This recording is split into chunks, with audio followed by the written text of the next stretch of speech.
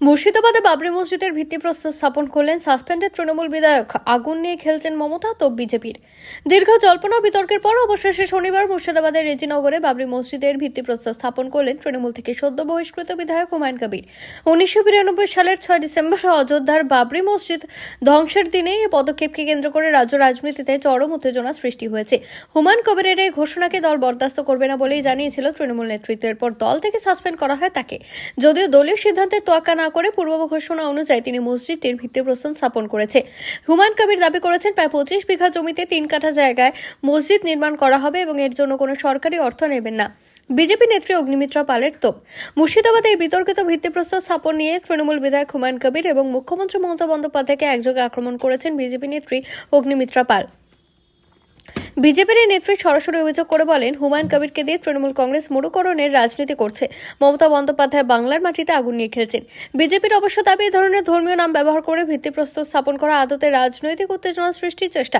অগ্নিমিত্রা পাল এবং অন্যান্য বিজেপি নেতারা প্রশ্ন তুলেছেন, একটি অত্যন্ত সংবেদনশীল ঐতিহাসিক ঘটনার সঙ্গে যুক্ত নাম ব্যবহার করে এই মসজিদ নির্মাণের উদ্যোগের পেছনে তৃণমূলের ছায়া রাজনীতি রয়েছে।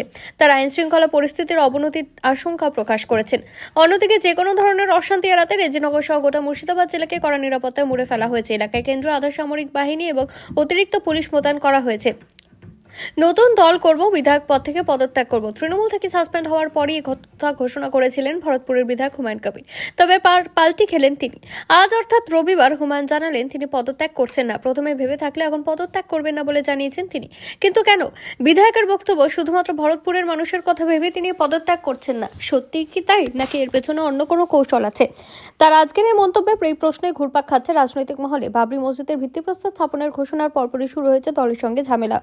এরপর দল তাকে সাসপেন্ড করে। সঙ্গে সঙ্গে হুমায়ুন ঘোষণা করেন যে তিনি দল ছাড়ছেন। তীব্র আক্রমণ শানান মুখ্যমন্ত্রী মমতা। বলেন, বাংলায় 37% সংখ্যালঘু আছে, তাদের সিংহভাগের ভোট পেয়ে মুখ্যমন্ত্রী হয়েছেন মমতা। খুবই অহংকার হয়েছে, তার চূর্ণ করব আমি তাকে প্রাক্তন করবই। সেই সময় হুমায়ুন জানিয়েছিলেন নতুন দল গড়বেন আগামী 22 তারিখ আর বিধায়ক পদ থেকে ইস্তফা দেবেন আগামী 12 ডিসেম্বর। শুক্রবার বাবরি মসজিদের ভিত্তিপ্রস্তরের অনুষ্ঠান হয়েছে আর ঠিক তার পরের দিনই হুমায়ুন জানালেন তিনি পদত্যাগ করবেন না। পাল্টি খাওয়ার আগে হুমায়ুন কি বলেছিলেন? তিনি বলেছিলেন 17 তারিখ যাব, স্পিকারের সঙ্গে যোগাযোগ করব, নিচে যাব রাজ্যপালের ঘরে, 4 লাইনের পদত্যাগপত্র দিয়ে চলে আসবো। হুমায়ুন কবিরকে এইসব ডাট দিয়ে লাভ নেই। আর এখন কি বললেন হুমায়ুন? ভরতপুরের বিধায়ক বললেন, আমি পদত্যাগ করার কথা ঘোষণা করেছিলাম।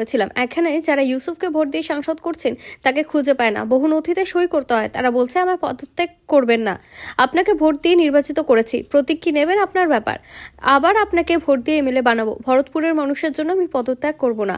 সাধারণ মানুষের কথা ভেবে তিনি পদত্যাগ করবেন না বলেই আরেকবার স্পষ্ট করে জানালেন। এ প্রসঙ্গে তন্ময় ঘোষ বলেন, বাংলার মানুষ দেখছেন, তারাই সব সিদ্ধান্ত নেবেন। যিনি মঞ্চে উঠে নৈতিকতার পাঠ পড়াচ্ছেন তিনি নিজেও নৈতিকতা বজায় রাখবেন।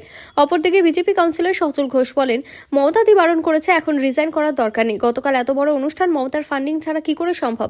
উনি তো আর বাবরের ছেলে হুমায়ুন নন, ভরতপুরেরই হুমায়ুন। 60,000 প্যাকেট বিরিয়ানি, এত খরচা কোত্থেকে এলো? আর সাসপেন্ড করাটা হলো খেলা। 9,000-এরও বেশি ম্যাগাজিন এক্সপ্লোর করুন। বাবরি মসজিদ ধ্বংসের দিনে ধর্মতলায় তৃণমূলের সংহতি দিবসের সভা থেকে করা বার্তা দিলেন মেয়র ফিরহাদ হাকিম। নাম না করে প্রদেশ কংগ্রেস নেতা হুমায়ুন কবিরকে ইঙ্গিত করে তিনি বলেন, বাংলাতেও কেউ মসজিদের নামে সুড়সুড়ি দিচ্ছে। তিনি আরো বলেন, বিভাজনের রাজনীতিতে বিজেপিকে সাহায্য করছে কিছু মীর জাফর। মুর্শিদাবাদের রেজিনগরে সাসপেন্ড হওয়া তৃণমূল বিধায়ক হুমায়ুন কবির বাবরি মসজিদের আদলে একটি নতুন মসজিদের শিলান্যাস করেছেন।